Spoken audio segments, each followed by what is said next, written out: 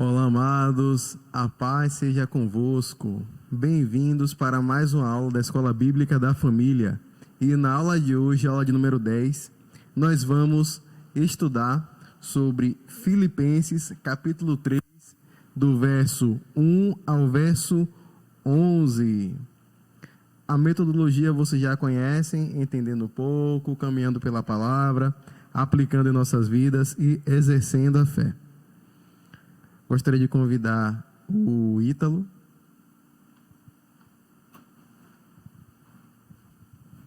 Graça e paz, irmãos. Nessa aula, somos confrontados, somos ensinados sobre o perigo da religiosidade. Paulo falava sobre os religiosos que desfiavam o sentido real da palavra de Deus e levavam as pessoas ao engano, as práticas que não se adequavam aos cristãos da época e nos ensinavam através do seu testemunho como servir verdadeiramente ao Senhor. Nos mostra o sentido e visão que todos os cristãos devem ter. Para o estudo de hoje, os versos se configuram da seguinte forma: do versículo 1 a 3, saudações, recomendações e afirmações; do 4 ao 6, o testemunho de Saulo; do 7, o ponto de virada; e do 8 a 11, o testemunho de Paulo. Hoje, atualmente, várias pessoas se importam com a fama, dinheiro, aparência. Antigamente, Paulo se preocupava com a reputação, mas quando ele entrou no verdadeiro encontro com Cristo, ele largou tudo, jogou tudo no lixo para ser como Cristo, porque Cristo é o alvo da gente. Amém, amém. Vamos para a leitura bíblica. Pegue a sua Bíblia, o seu texto, capítulo 3, verso 1, que diz: Quanto ao mais, meus irmãos, alegrai-vos no Senhor. A mim não me desgosta e é segurança para vós outros que eu escreva as mesmas coisas. Acautelai-vos dos cães, acautelai-vos dos maus obreiros, acautelai-vos da falsa circuncisão. Porque nós é que somos a circuncisão, nós que adoramos a Deus no Espírito e nos gloriamos em Cristo Jesus e não confiamos na carne. Bem que eu poderia confiar também na carne. Se qualquer outro pensa que pode confiar na carne, eu ainda mais. Circuncidado ao 8º dia, da linhagem de Israel, da tribo de Benjamim, hebreu de hebreus, quanto à lei, fariseu, quanto ao zelo, perseguidor da igreja, quanto à justiça na lei, irrepreensível. Mas o que para mim era lucro, isto considerei perda por causa de Cristo. Sim, deveras considero tudo como perda, por causa da sublimidade do conhecimento de Cristo Jesus, meu Senhor, por amor do qual perdi todas as coisas e as considero como refúgio para ganhar a Cristo e ser achado nele, não tendo justiça própria, que procede de lei, senão a que é mediante a fé em Cristo, a justiça que procede de Deus, baseada na fé, para o conhecer e o poder da sua ressurreição e a comunhão dos seus sofrimentos, conformando-me com ele na sua morte, para, de algum modo, alcançar a ressurreição dos mortos. Aleluia! Que palavra poderosa, que palavra linda o apóstolo Paulo escreveu aqui e hoje nós estamos juntos compartilhando. Amados, você vai acompanhar no slide, como sempre, primeiramente no verso 1, que fala sobre saudações, recomendações e afirmações. É muito interessante que Paulo ele começa quanto ao mais. Esse simples início ele nos leva a analisar o que foi falado anteriormente. Na última aula, nós tivemos a mini Galeria da Fé, que tinha Timóteo, que tinha Paulo, que tinha Epafrodito, que tinha o motivo de Epafrodito retornar, Paulo dispensando Timóteo, enviando ele para os Filipenses. Só que agora ele muda o tom. Ele volta para o centro da vontade de Deus e o que o Senhor queria falar aos Filipenses. E ele começa falando: meus irmãos, se alegrem. Né? Ele retoma no finalmente, agora a gente vai começar, e em seguida ele faz uma exortação à alegria, como você vai acompanhar no segundo tópico, em que ele é bem enfático, que ele fala a alegria no Senhor, sabe? É o regozijar, é ter alegria constante. Paulo, ele teria todos os motivos para não estar feliz, mas ele está ensinando aos filipenses, ele está ensinando com o seu próprio exemplo. Ele está falando: olha, se alegrem no Senhor, por mais que as circunstâncias não pareçam ser boas, agradáveis aos nossos olhos, não pareçam ser confortáveis, se alegrem no Senhor. Tem um verso na Bíblia que diz: antes alegrai, e o vosso nome está escrito no livro da vida. Então, a alegria, ela é a base do cristão, ela é basilar. O cristão pode não ter nada, mas ele tem alegria, porque a alegria dele está depositada na esperança que está em Cristo. Senão não seria cristão. Então, de modo que nós somos parecidos com Cristo, e a alegria ela deve ser constante no nosso coração. Podem ter momentos de tristeza? Podem sim, e terão, mas eles serão passageiros. A Bíblia diz que o choro pode durar uma noite, mas a alegria vem pela manhã. E dando prosseguimento, ele fala: a mim não me desgosta, e é segurança para vós outros, que eu escreva as mesmas coisas. Então, o que ele está dizendo é: meus queridos, eu vou falar para vocês uma coisa que eu já falei, e eu vou enfatizar, e o meu repetir a minha fala, eu repetir o que eu estou escrevendo, para mim não é problema, não vai me desgastar, não vai ficar cansativo, porque eu faço isso para que vocês aprendam, para que vocês tenham uma segurança. Aleluia! E essa parte é o tópico revisitando as boas práticas. Nós devemos sim repetir. Vamos falar e vamos repetir. Assim como um certo profeta, assim como uma pessoa que preparou o caminho do Senhor, que falava repetidamente: arrependei-vos, arrependei-vos. Que nós venhamos sempre a repetir a palavra de Deus, não venhamos nos cansar, não venhamos deixar que as frustrações venham nos fazer parar, que não venha ser uma ferrugem na nossa vida. Uma hora fica uma poeirinha, depois vai outra poeirinha, cria uma crosta, daqui a pouco a gente está paralisado.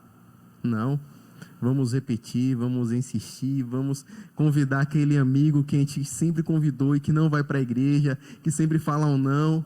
Vamos orar, vamos continuar, vamos nos desgastar, porque para a alegria dele é para outros. O reino de Deus é mais sobre os outros do que sobre nós mesmos. Se nós olharmos para dentro de nós, nós não vamos estar olhando para o reino de Deus, nós vamos estar para o nosso reino. Jesus nos chamou para insistir, e vamos insistir como Paulo insistiu. No verso 2, e ele começa: acautelai-vos. Se nós observarmos, ele usa a palavra acautelai-vos 3 vezes. Se fosse no Fantástico, ele poderia pedir música, mas aqui ele fala da palavra de Deus. Ele está falando, ele está dando uma exortação, ele está sendo veemente. Então, a palavra que ele usa para acautelai-vos é a palavra que vocês vão estar vendo aí em grego, que é o blepó. E ela significa, a raiz dela significa discernir através dos olhos. Ou seja, metaforicamente falando, é como se a gente estivesse enxergando com os olhos da mente. Não é só, olha, tenham cautela. Não, vigiem, vejam, processem, questionem, avaliem, sejam criteriosos. E ser criteriosos com o quê? E aí ele entra também nos 3 tipos. Não são 3 pessoas, não são 3 classes de pessoas, são 3 características de pessoas. São 3 características caídas, características humanas. A Bíblia diz que a sabedoria humana ela é terrena e diabólica, e nada mais perto desse sentido do que isso que nós vamos falar. E são 3 características, são 3 tipos, são 3 personalidades. Uma pessoa pode ter as 3, uma pessoa pode ter nenhuma, uma pessoa pode ter 2. Então, são características que as pessoas desempenham. E a primeira que ele fala é dos cães. A palavra que ele usa aí no grego é kwon, que significa cão. E o sentido de cão é cão animal, cachorro, isso mesmo. Para nós, o cachorro é o melhor amigo do homem. Mas naquela época, os cães não eram todos domesticados. Existiam muitos cães selvagens, e eram animais que caçam, e ainda são os cães selvagens, eles caçam em matilha. Eles se agrupam e saem latindo, mordendo, pegando as suas presas e estraçalhando. Os judeus consideravam os cães impuros, consideravam os cães uns animais desprezíveis, tanto que era comum os judeus, o povo que era escolhido, foi escolhido por Deus e que batia no peito dizendo que era escolhido. Eles chamavam os gentios, os filipenses, de cães. Eles colocavam junto com a escória um animal que era marginalizado. Então Paulo ele começa dando uma palmada. Ele fala, olha, acautelai-vos dos cães. Ele está falando aos gentios. E ele está falando que os cães são aqueles que estão praticando a iniquidade, que nós vamos falar mais para frente. O segundo ponto é acautelai-vos dos maus obreiros. E a palavra que ele usa é ergates. O sentido dela é mais simples. Esses obreiros eram as pessoas que faziam a obra, mas só que não era a obra de Deus. Muito pelo contrário, ela militava contra o evangelho, contra a sã doutrina. Ela pregava coisas erradas e ela procurava as pessoas para dar ensinos que não eram do Senhor. Esses são os obreiros, os maus obreiros. Eram aqueles que desvirtuavam a palavra. E aí ele fala sobre o último acautelai-vos, que é sobre a falsa circuncisão. Ora, nós sabemos o que é a circuncisão. A circuncisão era um ato religioso que foi instituído pelo Senhor, em que a criança, até o 8º dia, ela tinha o seu prepúcio cortava a pele do prepúcio, e aí era um sinal, era simbólico. E aqui nós vemos, quando nós juntamos tudo que Paulo falou, essas 3 características, e juntamos em uma pessoa, nós temos o que nós tínhamos na época, que eram pessoas que estavam agindo como cães, impuras, à margem, no escuro, falando por trás, fazendo coisas à noite, no sentido da palavra de nas escondidas, ou até mesmo dando ensinos à luz do dia, em reuniões, mas que eram contrários à palavra de Deus. E essas pessoas, esses maus obreiros, as pessoas que se empenhavam em fazer o mal, em ensinar mentira, em atingir o evangelho de Cristo, eles traziam falsos ensinamentos, como por exemplo, a falsa circuncisão, em que eles chegavam e falavam, olha, vocês aceitaram a Jesus Cristo, vocês se batizaram, mas agora vocês têm que fazer o corte, vocês têm que cortar o prepúcio, você tem que fazer a circuncisão, porque sem essa circuncisão, você não será salvo. E isso é uma mentira, isso é um ensinamento mentiroso.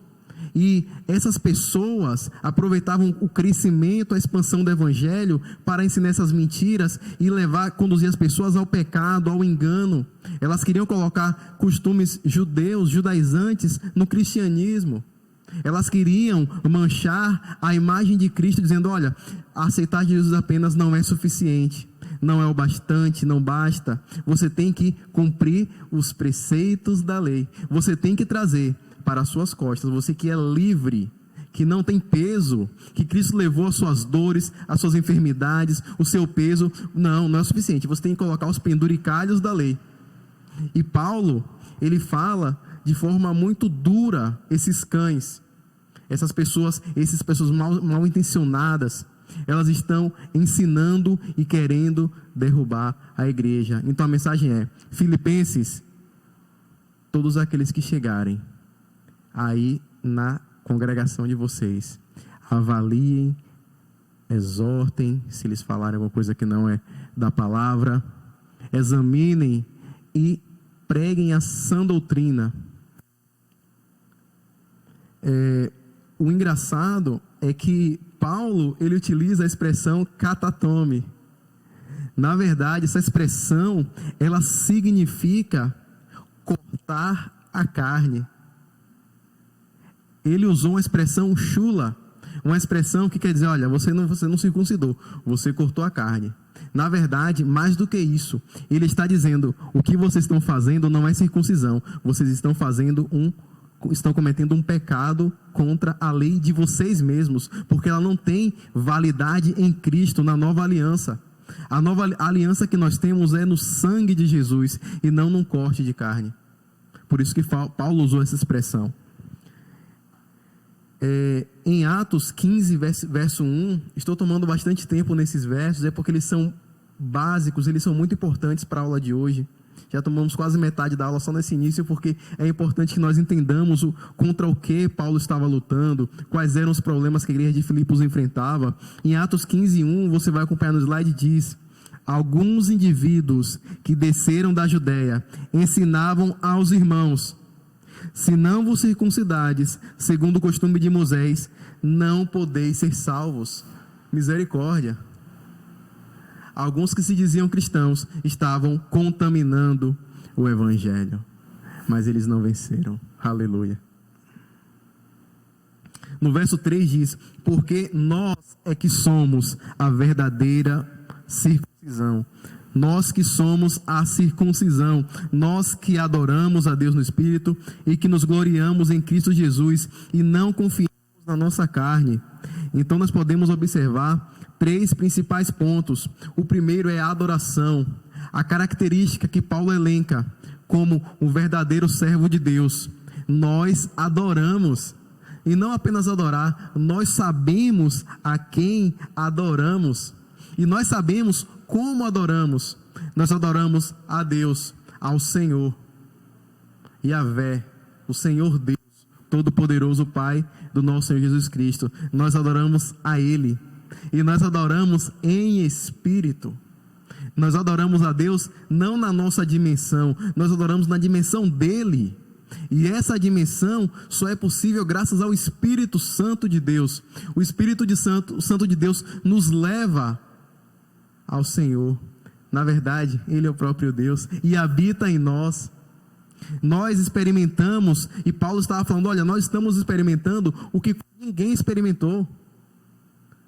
Porque Deus, Ele não habita em templos feitos por mãos de homens, mas Ele habita no templo que o próprio Deus criou, que somos eu e você.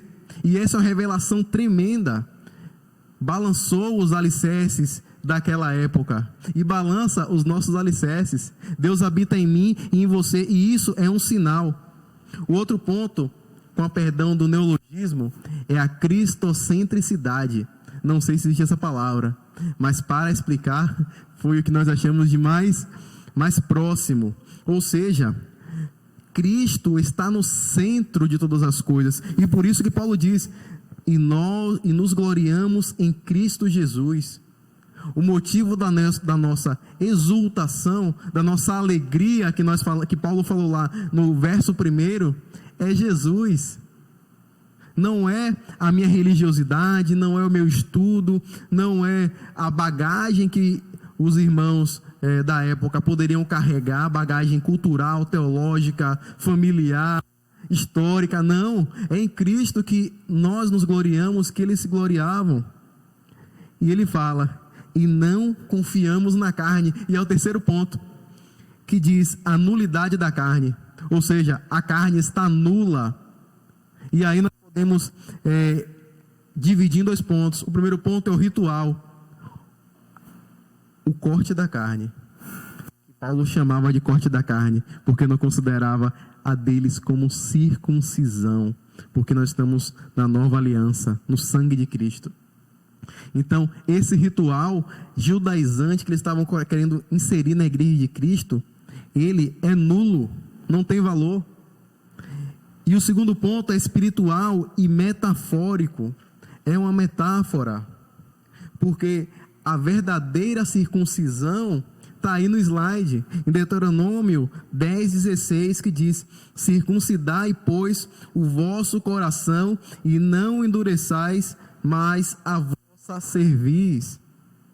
Até no Velho Testamento, onde foi dada a circuncisão, era simbólico, mas tem uma intenção.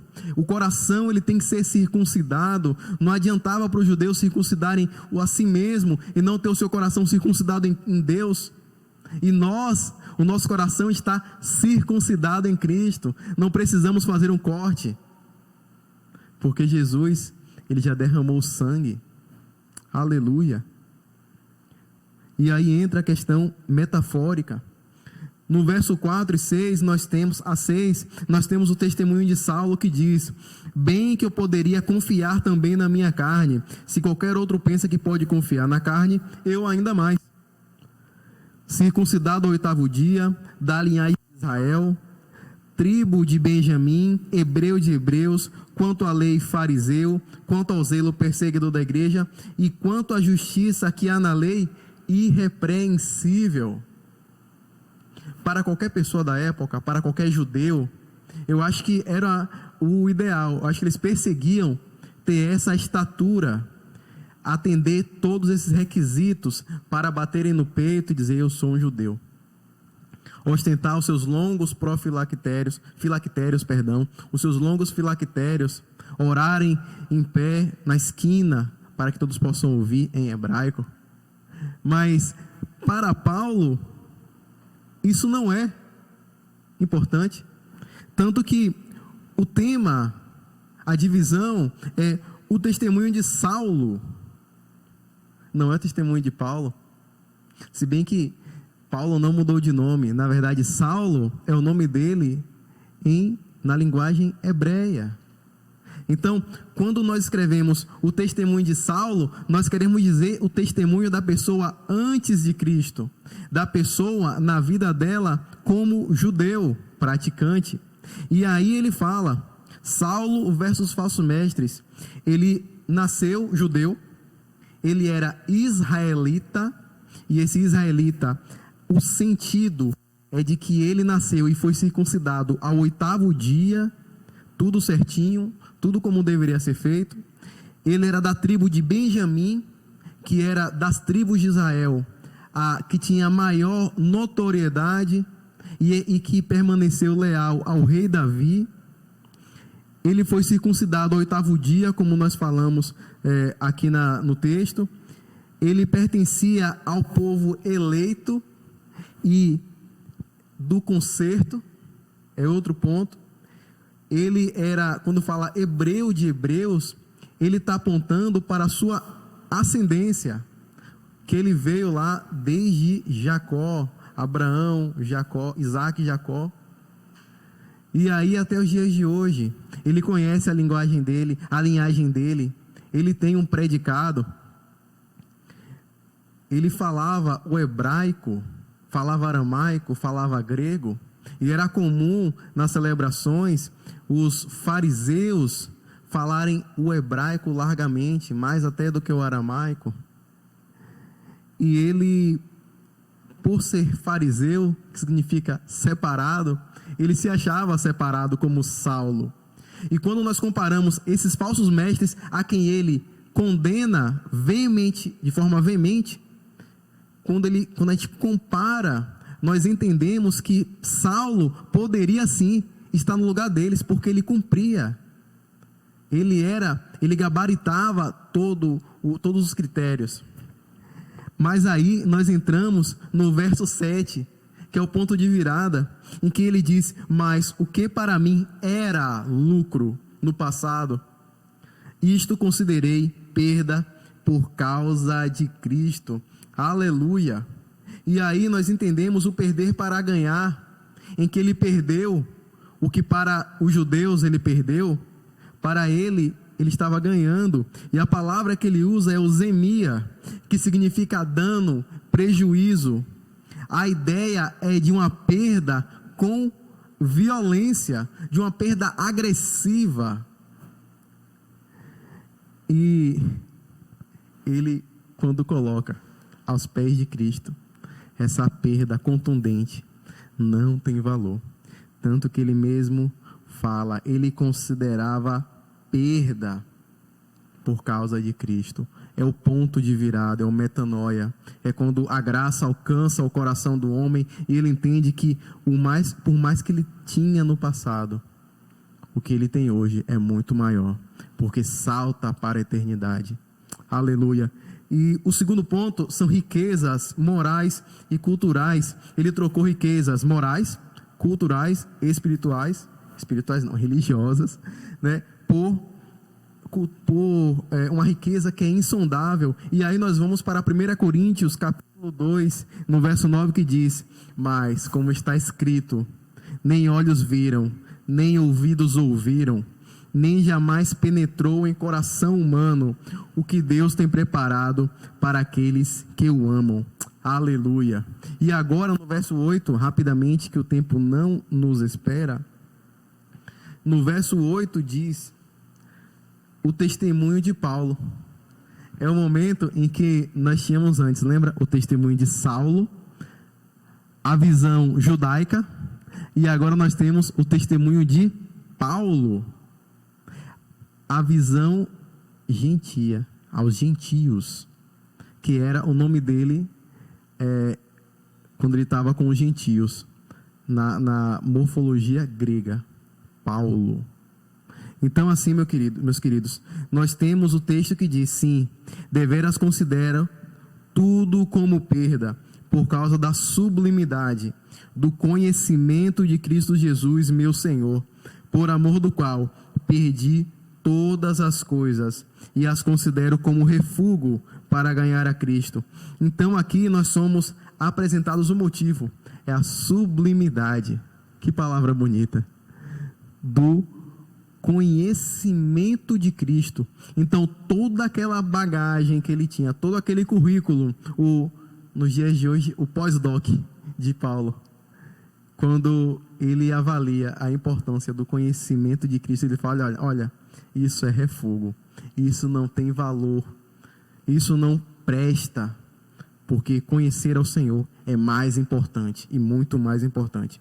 Então esse era o motivo. O segundo ponto é a mudança de valores. Quando ele fala refúgio, o sentido no original, no grego, quer dizer, tem uma conotação de qualquer resto, excremento de animais, escória, coisa sem valor, detestável. Meus queridos, eu imagino agora, vamos sair um pouquinho da caixa, vamos conjecturar. Imagina um judeu que se converteu e estava tentando corromper os costumes cristãos, a sã doutrina, ensinando essas coisas absurdas, como a circuncisão, que só consegue ser salvo pela circuncisão. Imagina quando ele lê Filipenses 3, verso 8. Eu acho que ele dava um piripaque, ficava doido e falava: esse cara é maluco. Porque Paulo está falando é algo muito poderoso. Ele troca o que para os judeus era de mais precioso por Cristo. E não só trocar, Porque ele poderia muito bem falar, olha, eu me converti, mas realmente, né, eu tenho muito conhecimento, eu tenho muita vivência, eu conheço a lei. Então, no fundo, ia ficar no fundinho do coração essa raposinha aí. Mas não, ele quebra essa ligação, ele fala, olha, o que eu tinha e que para vocês é muito, para mim é refúgio, é excremento de animal, é o excremento do cachorro que eu chamei vocês. Então Paulo, ele é muito enfático, e eu louvo a Deus por isso, porque nos leva para o próximo ponto, o resultado. Qual é o resultado? O que ele ganhou com isso? E ele responde, para ganhar a Cristo. Tudo que ele fez teve um resultado, que é a salvação. E isso aponta para a eternidade. Não temos nós nenhum mérito nisso. É do Senhor. No verso 9 diz, e ser achado nele, não tendo justiça própria, para que procede da lei, senão a que é mediante a fé em Cristo, a justiça que procede de Deus, baseada na fé. Então, nós entendemos que a justiça que age na nossa vida, que na verdade é a justificação, ela não vem de mim, não vem de você, não vem de Paulo, não vem de ninguém que está aqui. Ela vem do alto, ela vem de Deus, ela vem de Cristo Jesus. E o ponto é, depois de tanto buscar, enfim foi encontrado. E o que foi encontrado, a palavra grega que ele usou é eurisco. E o significado é, depois de procurar, encontrar o que se buscava. E aí nós olhamos para a vida do próprio Paulo. Ele passou a vida toda desde pequeno, quando estava estudando com Gamaliel. Gamaliel, que era a pessoa que era um mestre que tinha o maior conhecimento, que tinha o maior status. Então, assim, desde pequeno, desde a mais tenra idade, ele buscar tudo isso, ele usa a expressão, olha, eu já estou com a idade considerável, e agora eu encontrei. Agora eu encontrei o que eu tanto buscava. Eu encontrei em Cristo. Isso que eu encontrei, você que está nos assistindo também encontrou. E se ainda não encontrou, continue. Que Jesus falou lá em Apocalipse, eis que estou à porta e bato. Se alguém ouvir a minha voz e abrir a porta, eu entrarei em sua casa e cearei com ele e ele comigo. Jesus está às portas. Abra o seu coração, ouça a palavra do Senhor no dia que se chama hoje, para que o Senhor venha entrar na sua casa, na sua vida e fazer morada. E isso nos leva para o segundo ponto, que é não tendo qualquer mérito. Nós não temos mérito, queridos. A justiça, ela vem do Senhor. Ela não vem de mim. Não é porque eu falo, não é porque eu repito, não é porque eu falo de forma enfática. Não. A fé, ela vem de Deus. Não é por meu mérito, é o Senhor que atua na minha e na sua vida. E é isso que Paulo está querendo dizer. Olha, a justiça, ela procede de Deus. Ela vem do Senhor. Ela não vem de mim. E ela é baseada na fé. E fé em quem? Em Cristo Jesus. Ele está dizendo, olha, aquele que vocês crucificaram, que se fez maldito, nós hoje somos salvos porque nós cremos nele. E ele ressuscitou dos mortos para que a gente tenha vida. Aleluia. No verso 10 e 11, o tempo não nos espera, diz o testemunho de Paulo, continuando, e para o conhecer e o poder da sua ressurreição e comunhão dos seus sofrimentos, confirmando-me com ele na sua morte, para, de algum modo, alcançar a ressurreição dentre os mortos. Eu queria ter mais tempo, porque isso é profundo, né? Quando ele fala o conhecer, a palavra, o sentido original, é uma expressão ardente, é algo forte. Não é conhecer como, olha, eu conheço o irmão Marquito, gente boa, abençoado, conheço o Wanderson, não. É o conhecer de conhecer profundamente. o sentido de intimidade, tal qual a intimidade que o marido tem com a sua esposa, que o noivo tem com a noiva. E nós somos convidados como noiva a ter essa intimidade com o noivo que é Jesus. Aleluia. Fala de uma união pessoal mais profunda. E ele fala mais, o poder da ressurreição é o poder que atua na vida da igreja. Nós já falamos isso na aula de Efésios e também na de Filipenses. É o poder que opera na vida da igreja. É o poder que ressuscitou Jesus Cristo dentre os mortos. Ele fala também a comunhão dos sofrimentos. Os sofrimentos de Cristo. Nós comungamos, nós compartilhamos, nós também sofremos, e Paulo sofreu muito, mas ele sofria por amor, ele sofria com alegria, tanto que ele fala, essas leves e momentâneas tribulações provocarão em nós algo que salta para a eternidade, porque ele fala, não com os olhos do que nos se vê, mas do que não se vê, no céu, nas coisas de Deus. Porque o que a gente vê, as coisas materiais, as coisas desse mundo, elas são transitórias, são momentâneas, mas o que não se vê, a glória de Deus, é eterna. E por último, conformando-me com Ele. Não é que conformar no sentido de, olha, eu me conformei com a situação, larguei de mão. Não, é no sentido da palavra. Conformar, tomar a mesma forma. E tomar a mesma forma de quê? De quem? De Jesus. Nós temos que tomar a mesma forma de Jesus. E qual é a forma de Jesus? Está na palavra. Ele fala, aprendei de mim que sou manso e humilde. Então, meus queridos, Paulo nos ensina que nós temos que ter intimidade com o Senhor, o poder que opera na vida da igreja, o poder da ressurreição. Nós compartilhamos também do sofrimento de Cristo quando somos injuriados, até que nós venhamos a nos conformar com Ele, para aí obter, gozar da ressurreição. Ele ressuscitou e nós iremos ressurgir das cinzas.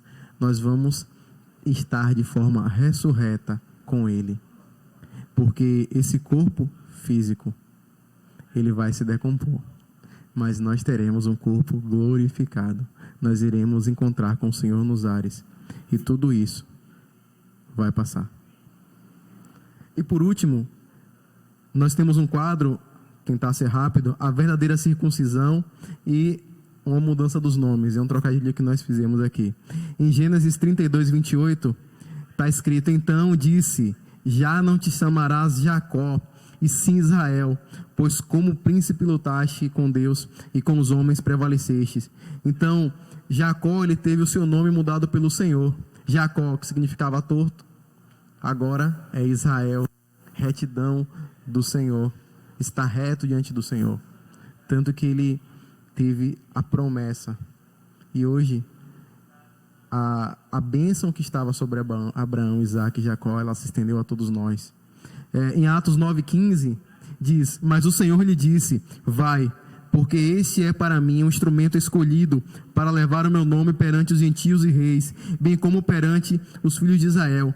Então Paulo, ele teve a sua vida direcionada para os gentios. Paulo também mudou o nome, ele adotou o nome que não é dos judeus, que é o Saulo, mas ele adotou o Paulo, que é o nome que os gentios reconhecem. Então, uma pessoa que era extremamente preconceituosa, que era extremamente zelosa, que era o extremo, foi para o oposto. E assim Cristo faz. Quantos Saulos hoje estão pregando nos púlpitos? Quantos Saulos estão pregando nos ônibus, nas rodoviárias, nas ruas, nos trabalhos? Quantos Saulos estão se tornando Paulos? E por último, em Apocalipse 2,17 diz, quem tem ouvidos, ouça o que o Espírito diz às igrejas. Ao vencedor, dar-lhe-ei do maná escondido, bem como lhe darei uma pedrinha branca, e sobre essa pedrinha escrito um novo nome, o qual ninguém conhece, exceto aquele que o recebe. E agora, Deus está falando de mim e de você. Nós teremos um novo nome. Então, Deus, ele mudou o nome de Jacó no passado, no muito passado, Velho Testamento. Ele orientou Paulo a seguir o caminho do gentio, o tornando Paulo, sendo chamado de Paulo, né, que é uma transliteração. E para mim e para você, nós teremos um novo nome, que o próprio Deus vai dar, que eu não conheço e você não conhece. E isso aponta para o resultado que nós falamos anteriormente, da circuncisão do nosso coração. Essa é a circuncisão que Cristo trouxe na cruz do Calvário. Não é um mero simbolismo. O poder não está no corte, o poder está na cruz. E hoje está sobre mim e sobre a sua vida o sangue que verteu na cruz do Calvário. Vamos chamar aqui o Wanderson para o quadro Exercendo a Fé. Hoje nos excedemos um pouco no tempo, mas louvo ao Senhor pela oportunidade. Wanderson, está com você, Exercendo a Fé. Bom dia, amados, graça e paz. Eu estou conduzindo o quadro Exercendo a Fé. A fé é um dom que vem do próprio Deus, mas não isso nos isenta da responsabilidade de buscarmos o conhecimento da sua palavra e da sua plenitude. Relacionamento pessoal. Não podemos ser cristãos sem base bíblica. Devemos nos aproximar do Pai com fé, um coração limpo e o conhecimento genuíno da sua obra salvífica, de quem nós somos diante dele e o que nos aguarda no porvir. A Bíblia é a revelação da vontade de Deus em nossas vidas. Devemos ler, crer, entender e pôr em prática. Em outras palavras, os 3 passos que é ler, meditar e pôr em prática. Amados, vamos abrir mão de tudo que achamos ser deveras valoroso, do que nos enche dos olhos e o coração com os mais terno orgulho deste mundo. Antes que possamos nos alegrar em conhecer, experimentar e ser conhecido pelo Senhor. Nós devemos largar tudo que nos afasta de Deus, que o Senhor não se agrada, para seguir, para servir cada vez mais.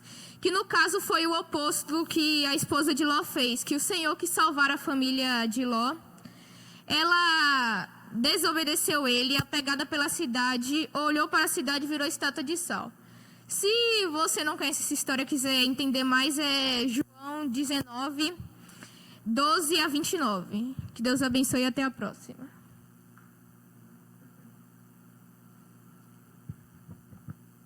Olá, bom dia, graça e paz a todos. Meu nome é Isaac e hoje eu estarei conduzindo o quadro Aplicando em Nossas Vidas. Quais foram as lições aprendidas hoje? E como está o seu coração? Está em Cristo ou está nas coisas carnais? E você tem refletido sobre a verdadeira circuncisão? Qual você acha que é a verdadeira circuncisão? Aquela carnal na qual você corta o prepulso e pronto, foi para o céu? Ou aquela espiritual na qual nós gloriamos em Cristo e temos mais intimidade com Ele? Se você crê somente naquilo que gosta no Evangelho e rejeita o que não gosta, não é no Evangelho que você crê, mas sim em si mesmo. E essa frase, ela é de Agostinho de Hipona. Que Deus os abençoe e até a próxima aula.